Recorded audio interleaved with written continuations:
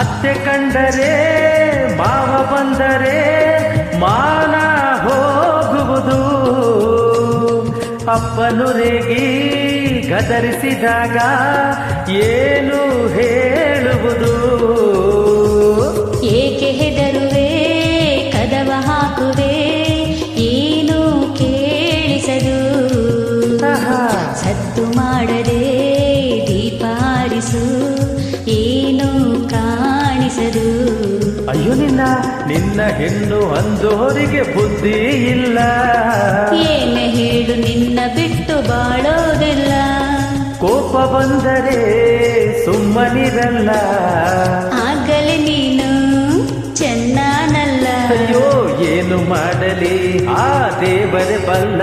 ಆಹಾ ಚಂದಿರ ತಂದ